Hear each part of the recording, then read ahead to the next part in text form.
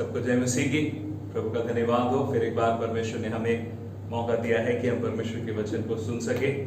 मैं उम्मीद करता हूं कि आप सब लोग कुशल से हैं। इन दिनों में अम्बाला में भी बहुत ज़्यादा ये वायरस फैल रहा है, इसी कारण से हम लोग यहाँ पर चर्च में इकट्ठा नहीं हो रहे हैं। पर हमारी प्रार्थना यही है, उम्मीद यही है कि जल्द से जल्द ये ख़त्म हो, ताकि हम सब मिल के इकट्ठे होके प्रार्थना कर सके, प्रभु की आराधना कर सके। बहुत से लोग फ़ोन करते हैं, पूछते हैं, या जब भी हमें संदेश मिलता है पूजा के द्वारा, हमें पता लगता है कि सब चाह रहे हैं कि जल्दी भवन खुले और हम प्रभु की आराधना करने के लिए आ सकें।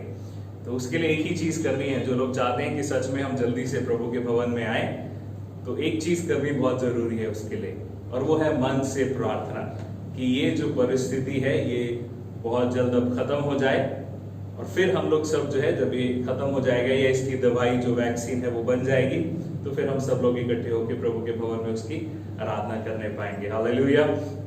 उम्मीद करता हूँ कि सब ने अच्छे से आराधना करी है।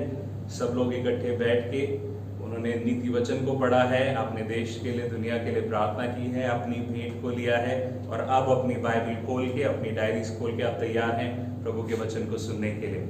देखिए, वचन को सुनना खाना खाने के समान है। जब आपको खाना खाना है तो आप हाथ धो के तैयार होके बैठते हैं, थाली लेते हैं, चम्मच लेते हैं, पानी लेते हैं, वो सब कुछ रखते हैं ताकि उसमें खाना आपको अब आपकी थाली में परोसा जाए, ताकि आप उसको खा के तृप्त हो सकें। जो लोग चलते फिरते सोचते हैं कि मैं तो खाना बनाती रहूंगी और साथ में वचन सुन लूंगी, नहीं होगा। कुछ लोग, मैं तो काम करता रहूंगा अपना कंप्यूटर पे, या फिर जो भी मुझे काम करना है वो करते करते सुन लूंगा। ये अभी जो समय है ये वो सुनने का नहीं है। आज संडे का दिन है, पवित्र दिन है। अपने आप को बाकी चीजों से अलग करके, अपने ध्यान को पूरी तरह परमेश्वर पे केंद्रित करके वचन को सुनने का समय है।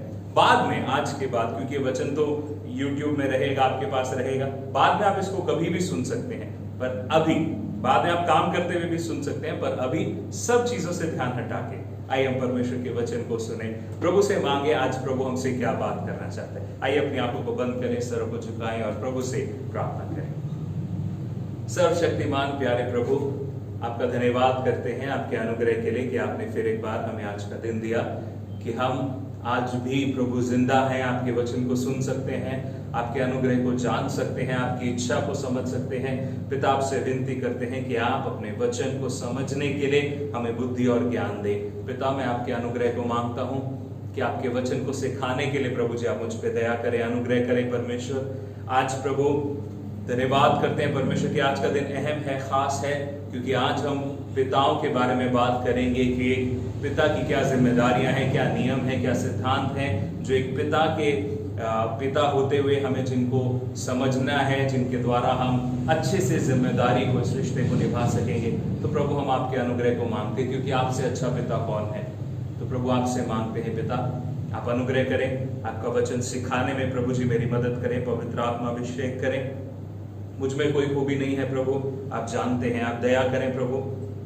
आपकी बुलाहट के लिए आपका धन्यवाद। विनती करता हूं परमेश्वर कि आज आपका वचन प्रभु जितने सुन रहे हैं उन सब के लिए प्रभु एक बड़ी आशीष का कारण हो परमेश्वर। प्रार्थना करता हूं प्रभु जी कि आप सबकी अपनी भूख को तृप्त करें परमेश्वर, और अपनी महिमा हमारी जिंदगी से ले। सब कुछ आपके हाथ में सौंपते हैं और प्रार्थना मांगते हैं हमारे उद्धारकर्ता प्रभु यीशु मसीह के जिंदा नाम से, आमीन। आज का दिन जो है, आज फादर्स डे है, पिता को मनाने का दिन। मई महीने में हमने मदर्स डे मनाया था, यानी कि माँ को मनाने का दिन। और आज मई महीने का आई थिंक दूसरा हफ्ता था, हाँ 9 तारीख को मई महीने का दूसरा हफ्ता मदर्स डे करके मनाया जाता है, माँ का दिन। और जून महीने का तीसरा हफ्ता वो फादर्स डे करके मनाया जाता है, यानी कि पिताओं को मनाने का दिन। तो आज हम उसके बारे में बात करेंगे। बहुत जल्दी से कुछ सिद्धांत हैं जो मैं चाहता हूं कि हम सीख लें। पहले मैं सिर्फ जिम्मेदारियों की बात करना चाह रहा था कि पिता की क्या क्या क्या क्या जिम्मेदारियां हैं, पर आज वो जिम्मेदारियों के साथ में मैं जो पिता हैं उनके लिए थोड़ी सी आशा को भी देना चाहता हूं। मैं जो वचन तैयार कर रहा था तो प्रभु ने मुझसे बात करी कि ये बड़ा अच्छा एक वचन होगा आज जो पिता हैं उनके लिए। ठीक है, तो 3 बहुत साधारण, बहुत सिंपल रीति से हम मैं समझाने की कोशिश करूंगा, क्योंकि मैंने खुद इससे आशीष पाई। कल जब मैं अपनी पत्नी से बात कर रहा था वचन के बारे में, मेरी आदत है ये, हमेशा मैं अपनी पत्नी से डिस्कस करता हूँ, क्योंकि वो भी बाइबल कॉलेज ग्रेजुएट है, और कई चीज़ें जो मेरे दिमाग में नहीं आती अचानक से, तो वो चीज़ प्रभु उनके द्वारा मुझसे बात करता है। तो जब मैं बात कर रहा था तो एक सुकून हमें मिला।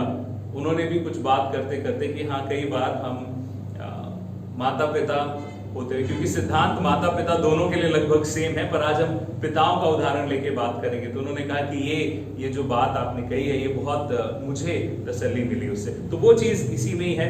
3 बातें हैं। सबसे पहली चीज, सबसे पहला उदाहरण जो हम लेंगे वो लेंगे हम आदम का। आदम कौन था हम सब जानते हैं। यूहन्ना उत्पत्ति की पुस्तक, उसका पहला अध्याय जब हम देखते हैं, परमेश्वर ने सारी सृष्टि की रचना करी, और उसके बाद जब परमेश्वर ने आदम और हवा को बनाया, परमेश्वर ने उनको क्या आशीष दी? सबसे पहली आशीष जो परमेश्वर ने आदम और हवा को दी वो ये है कि पृथ्वी पर फलो फूलो और पृथ्वी पर बढ़ जाओ। अब परमेश्वर ने जब ये आज्ञा उनको दी, आदम ने उसको सुना, और पृथ्वी पर जब वो बढ़ना शुरू हुई, आज हम पिता की बात करें तो हम ये बात करें कि जब वो शारीरिक रीति से बढ़ना शुरू हुए, जब आदम की संतान हुई, तो आदम के 2 बेटे थे। उनके बारे में हम बात करेंगे और सीखेंगे कि क्या आदम ने अपने बच्चों को सिखाया था, क्या बातें आदम ने अपने बच्चों को सिखाई थी। आइए हम उस वचन को पढ़ेंगे। उत्पत्ति की पुस्तक, उसका 4था अध्याय और उसके पहले वचन से लेके 4थे वचन तक हम पढ़ेंगे। जब आदम अपनी पत्नी हवा के पास गया, तब उसने गर्भवती होकर कैन को जन्म दिया और कहा, मैंने यहोवा की सहायता से एक पुरुष पाया है। दूसरा वचन, उत्पत्ति 4 अध्याय 2 वचन। फिर उसने उसके भाई हाबिल को भी जन्म दिया। हाबिल भेड़ बकरियों का चरवाहा बन गया, परंतु कैन भूमि पर खेती करने वाला किसान बना। तीसरा वचन, कुछ दिनों के पश्चात कैन यहोवा के पास भूमि की उपज में से कुछ भेंट ले आया, और हाबिल भी अपनी भेड़ बकरियों के कई एक पहलौठे बच्चे भेंट चढ़ाने के लिए ले आया, और उनकी चर्बी भेंट चढ़ाई। तब यहोवा ने हाबिल और उसकी भेंट को तो ग्रहण किया, परंतु कैन और उसकी भेंट को उसने ग्रहण ना किया। इस वचन से हम क्या सीख सकते हैं? कैन और हाबिल को किसने सिखाया कि परमेश्वर को अपनी सब बातों में पहला स्थान देना है? आदम ने अपने बच्चों को यह सिखाया कि उनको परमेश्वर को पहला स्थान देना है। तो पहला सिद्धांत जो हमें समझना है वो ये है कि अपने बच्चों को सर्वश्रेष्ठ शिक्षा दो, जो बेस्ट शिक्षा है वचन के अनुसार, संसार के अनुसार नहीं। मैं सुन रहा था किसी ने ये कहा, शायद डॉक्टर रवि ज़करायस ने ये कहा था कि यदि हम अपने बच्चों को प्रभु के पीछे चलना, प्रभु पे विश्वास करना नहीं सिखाएंगे, तो संसार उन्हें सिखा देगा कि प्रभु पे विश्वास नहीं करना। हमारी जिम्मेदारी है एक पिता के तौर पे कि हम अपने बच्चों को विश्वास के बारे में सिखाएं। देखिए, ज्यादातर लोग आदम के बारे में सिर्फ एक ही चीज ध्यान रखते हैं कि आदम पहला पुरुष था और उसने पाप किया और उसने वो फल खा लिया। पर एक पिता के तौर पे जब हम आदम को देखते हैं तो मैं आदम को रिगार्ड करता हूं इस बारे में कि आदम ने अपने बच्चों को, आदम को जब आदम की वाटिका से निकाल दिया गया तो भी उसने याद रखा कि मैंने परमेश्वर की नजरों में गुनाह किया है, पर वो परमेश्वर क्षमा करने वाला है। क्षमा भी किया, दया भी करी। प्रभु ने, याद है, उनको वस्त्र बना के दिए चमड़े के, कि वो वस्त्र मौसम के ढलते ही खराब ना हो जाए, परंतु उनके साथ रहें, उनका नंगापन ढक पाए।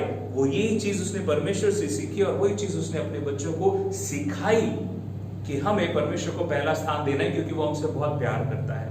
अब इसी सिद्धांत में एक और चीज भी है कि हमें अपने बच्चों को सर्वश्रेष्ठ शिक्षाएं देनी है और बाकी की जिंदगी के लिए कि वो आगे जाके कैसे बनेंगे उसके लिए परमेश्वर पे आशा रखनी है। कई बार जिनके 2 बच्चे हैं, मेरे 2 बेटे हैं, कई लोग जिनके 2 बच्चे हैं, हम कई बार अपने बच्चों की असफलता की जिम्मेदारी खुद को दे देते हैं। देखिए, अगर हम अपने बच्चों को प्रभु के वचन की शिक्षा नहीं देंगे बचपन से, हम उनको छोड़ देंगे कि वो संसार में जाके लोगों से सीखें कि जिंदगी कैसे जीनी है, सही और गलत क्या है, तो फिर हमारी गलती है। पर यदि एक माँ बाप अपनी जिंदगी में अपने बच्चों को शुरू से प्रभु के वचन के बारे में सिखा रहे हैं, बता रहे हैं, समझा रहे हैं, वो आगे जाके बच्चे कैसे बनेंगे उसका कंट्रोल जो है, उसका नियंत्रण जो है, वो आपके और मेरे हाथ में नहीं है। हमारी जिम्मेदारी एक पिता के तौर पे जो सबसे पहली है वो ये है कि अपने बच्चों को अच्छी से अच्छी शिक्षा वचन के अनुसार दें। एक पिता क्या कर सकता है? हमारे संसार में माता पिता क्या करते हैं? वो हमें सही और गलत सिखाते हैं, पर क्या सब बच्चे सही निकलते हैं या क्या सब बच्चे गलत निकलते हैं? हम कल जब बात कर रहे थे तो मैंने एक बात करी कि कई बार जब बच्चे असफल हो जाते हैं तो उसकी जिम्मेदारी हम खुद पर डालते हैं। जब बच्चे सफल हो जाते हैं तो उसका क्रेडिट भी हम लेना चाहते हैं। एक चीज ध्यान रखें मेरे प्रियो, हमारी जिम्मेदारी सिर्फ प्रभु ने क्या आज्ञा दी थी? व्यवस्था विवरण उसका 6 अध्याय उसका 6 और 7 वचन सुने उसको ध्यान से और फिर हम उसके बारे में बात करेंगे। व्यवस्था विवरण 6 अध्याय 6 और 7, और ये आज्ञाएं जो मैं आज तुझको सुनाता हूं वो तेरे मन में बनी रहे। 7वां वचन, और तू इन्हें अपने बाल बच्चों को समझा कर सिखाया करना, और घर में बैठे मार्ग पर चलते लेटते उठते इनकी चर्चा किया करना। प्रभु ने आज्ञा क्या दी है कि हम अपने बच्चों के आसपास एक ऐसा माहौल तैयार करें कि वो निरंतर प्रभु के वचन को, प्रभु की आवाज को, प्रभु की आज्ञाओं को, प्रभु की इच्छाओं को सुनने पाए। वो हमारी जिम्मेदारी है। पर एक चीज ध्यान रखें कि सबकी जिंदगी की कहानी अलग अलग है। कुछ लोग एक ऐसे माहौल में बढ़ते हैं जहां पे प्रार्थना बहुत होती थी, जहां पे वचन की बातें बहुत होती थी, तो उनको कई बार ऐसा लगता है कि हाँ हम तो सेफ हैं। पर वो जैसे ही थोड़ा सा बाहर निकलते हैं तो वो संसार की रीति में चले जाते हैं। ऐसी गवाहियां मैंने कई सुनी है, सैकड़ों तो नहीं कह सकता पर कई सुनी। ऐसे लोगों से मैं मिला हूं जो पास्टर्स के बच्चे थे, वचन को सुना बचपन से पर फिर उससे दूर निकल गए। पर एक गवाही वो सब की गवाहियों में जुड़ी होती है कि उनके माँ बाप ने वो निरंतर उनके लिए प्रार्थना करते रहे। उनके माँ बाप ने जो प्रार्थनाएं करी उसकी वजह से उन्होंने आशा किस पर रखी कि लग रहा था कि ये बच्चा कुछ नहीं बनेगा, लग रहा था कि इसकी जिंदगी में कुछ नहीं होने वाला, पर उन्होंने अच्छी शिक्षाएं दी और आशा परमेश्वर पे रखी। आपकी और मेरी जिम्मेदारी यही है कि हम अपने बच्चों को वचन की अच्छी शिक्षाएं दें, पर भरोसा परमेश्वर पे रखें, क्योंकि वचन कहता है जो प्रभु पर भरोसा रखता है, यशायाह उसका 40 अध्याय 31 वचन, परंतु जो यहोवा पर विश्वास करते हैं वे नया बल प्राप्त करते जाएंगे और उकाबों के नाई उड़ेंगे, वे दौड़ेंगे पर थकेंगे नहीं।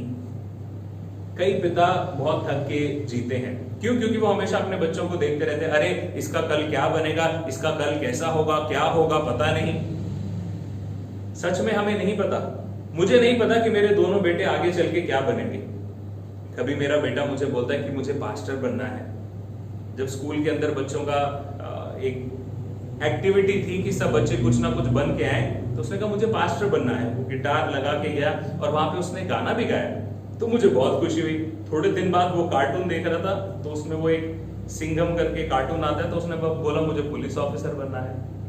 अब वो भविष्य में जाके क्या बनेगा मुझे नहीं पता। मेरी जिम्मेदारी एक पिता के तौर पर यह है कि मैं उसको अच्छी से अच्छी शिक्षा दूं और प्रभु पे आशा रखूं कि परमेश्वर अपनी इच्छा को उसकी जिंदगी में पूरा करेगा। मुझे निराश नहीं होना, मुझे चिंता, उसके लिए चिंता करने का मतलब ये नहीं है कि मैं भय के साथ चिंता करूं, नेगेटिव सोच के ही चिंता करूं, गलत सोच के ही चिंता करूं, अरे पता नहीं कैसा हो जाएगा। जब हमें पता ही नहीं है कैसा हो जाएगा तो ये क्यों ना सोचे कि क्या बहुत ही अच्छा हो जाए, क्या पता।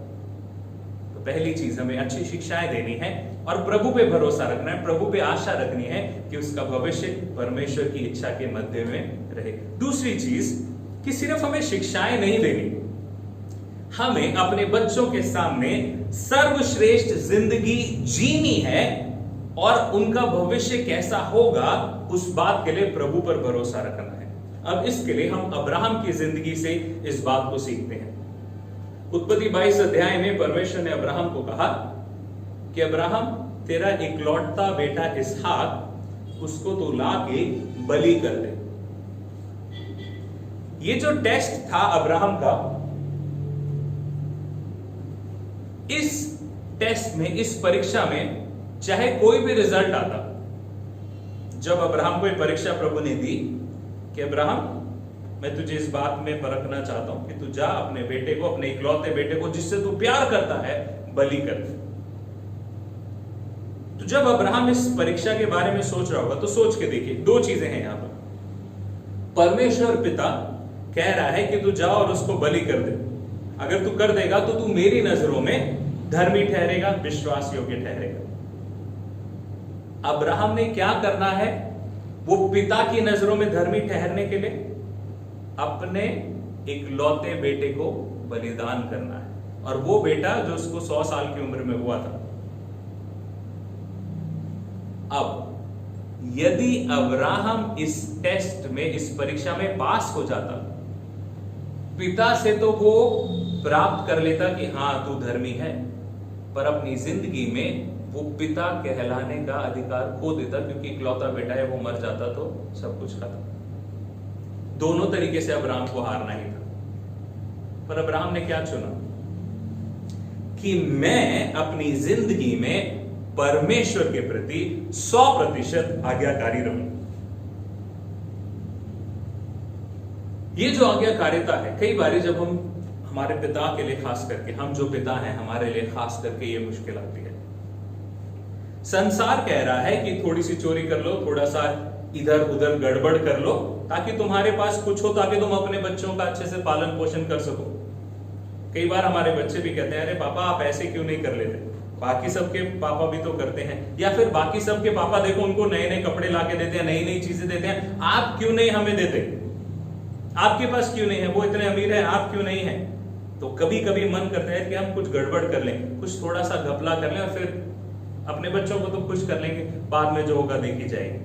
पर अब्राहम ने वो नहीं चुना। अब्राहम ने कहा कि चाहे कितना भी कठिन क्यों ना हो, कितनी भी मुश्किल क्यों ना हो, मैं विश्वास योग्य रहूंगा, प्रभु की आज्ञा को मानूंगा। और उसने अपने बेटे की नजरों में एक ऐसी जिंदगी जी, ऐसी आज्ञाकारी जिंदगी जी। उसकी जिंदगी ऐसी थी कि जब परमेश्वर की बात आ जाए तो अब्राहम का घराना जानता था कि अब्राहम टलेगा नहीं।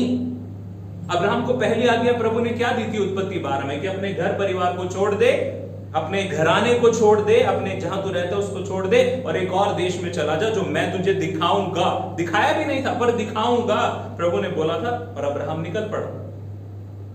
उसका जब बेटा हुआ तो अब्राहम और सारा बार बार बात करते होंगे, प्रभु तेरा धन्यवाद, तूने हमें वायदा करके ये बेटा दिया। अब जब उसको बलिदान करने की बात आई, ध्यान से सोच के देखिए, इसहाक कोई छोटा बच्चा नहीं था कि उसको बांध के अब्राहम ने लिटा दिया। याद है कि वो पहाड़ पे चढ़ के जाना था बलिदान करने के लिए। प्रभु ने कहा कि उस पहाड़ पे चढ़ के बलिदान करना। तो अब वो पहाड़ पर जो लकड़ियां लेके जानी है, जिसपे उसको बलि किया जाना है, वो सामान भी वो इसहाक ही उठा के लेके जा रहा है अब्राहम के साथ मिलकर। अब वो इतना मजबूत तो था, इतना बड़ा तो था कि जब वो लकड़ियां और वो सामान लेके साथ में चल सकता है तो वो अपने पिता से लड़ भी सकता था। पर अब्राहम ने अपनी जिंदगी ऐसे जी कि उसका बेटा जानता था कि अगर मेरे पिता ने कहा है कि इसको प्रभु ने कहा है, तो फिर प्रभु ने ही कहा होगा। और अगर मेरे पिता को प्रभु ने कोई आज्ञा दी है तो मेरा पिता प्रभु की आज्ञा को मानेगा ही मानेगा, और ये अच्छी बात है। इसहाक के भी दिल में ये नहीं था कि अरे प्रभु ऐसे आज्ञा कैसे दे सकता है। उसको भी अब्राहम ने अपनी जिंदगी जी के दिखा दिया था कि चाहे कुछ भी हो बेटा, प्रभु ने जो कहा है ना वो अच्छा ही होगा। चाहे हमें अभी समझ आए या ना आए, प्रभु ने कहा है तो अच्छा ही होगा। इसी विश्वास के साथ इसहाक भी लेट गया।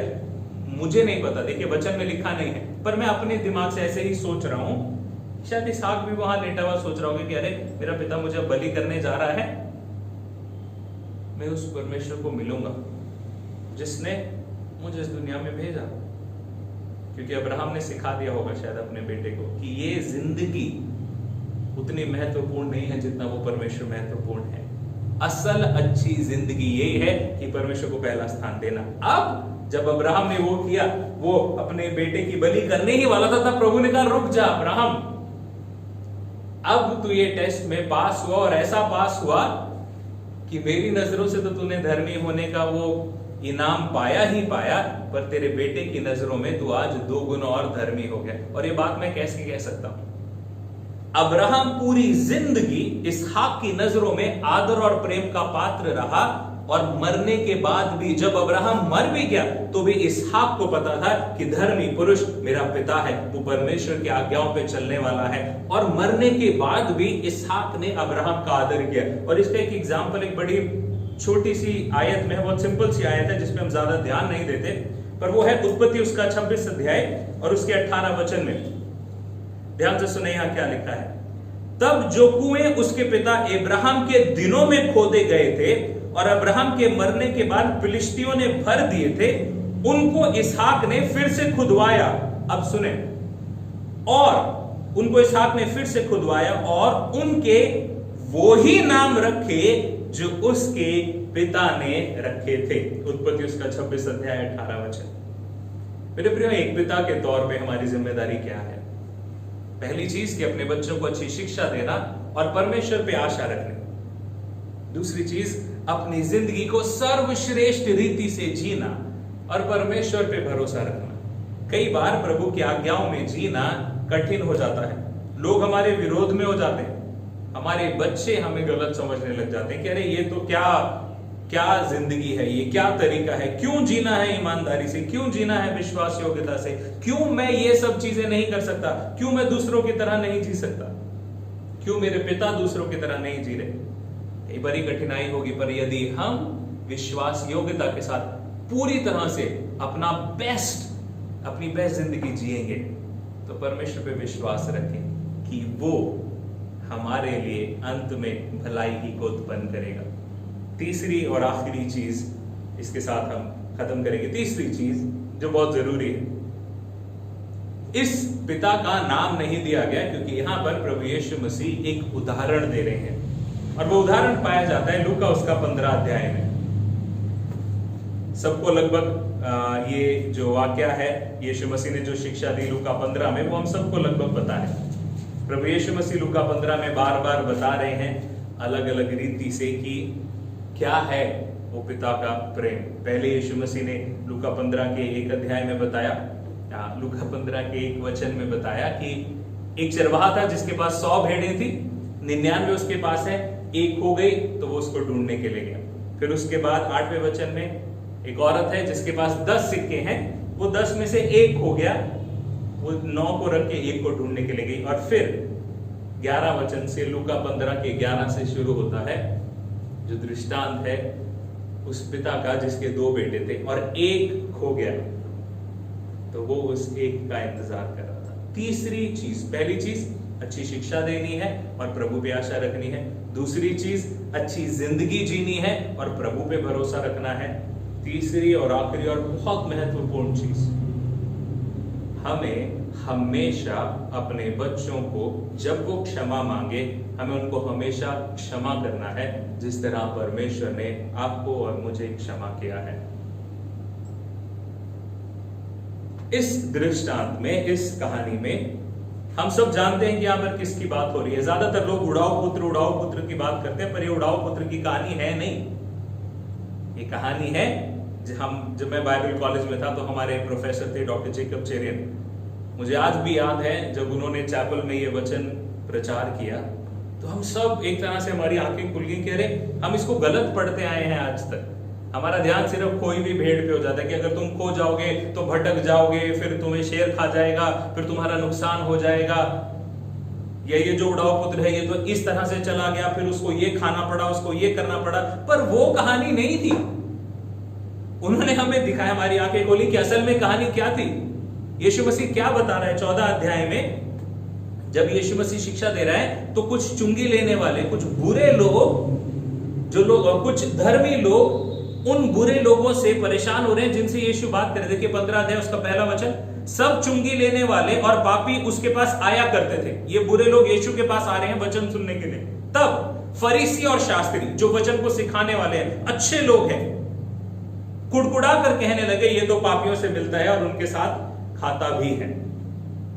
ये जो गुण था कि पापी अगर यीशु के पास आ गए तो यीशु ने उनको ग्रहण कर लिया, ये गुण बाकियों को समझ नहीं आया। पर यीशु मसीह हमें यही सिखा रहा है कि एक पिता को कैसा होना है। एक चीज क्लियर होनी चाहिए हमारे दिमाग में कि चाहे हमारे बच्चों ने कोई भी गलती क्यों ना कर दी, बच्चों को ये पता होना चाहिए कि यदि मैं पापा के पास आकर इस बात को बता दूंगा, कह दूंगा, मान लूंगा, तो चाहे वो मुझे 2 थप्पड़ 4 थप्पड़ मार ले, 2 डंडे भी मार दे, 4 डंडे मार दे, कुछ भी कर दे, और वो मुझे क्षमा जरूर करेंगे, मुझे सिखाएंगे, समझाएंगे, पर क्षमा करेंगे। ये विश्वास हमारे बच्चों को उनकी जिंदगी में हमारे बर्ताव से आ जाना चाहिए कि मेरा पिता मुझे हमेशा ग्रहण करेगा। क्या आपको और मुझे विश्वास नहीं है कि हम चाहे कोई भी गलती हमारी जिंदगी में क्यों ना हो जाए, जब प्रभु से क्षमा मांगेंगे तो हमें क्षमा करेगा?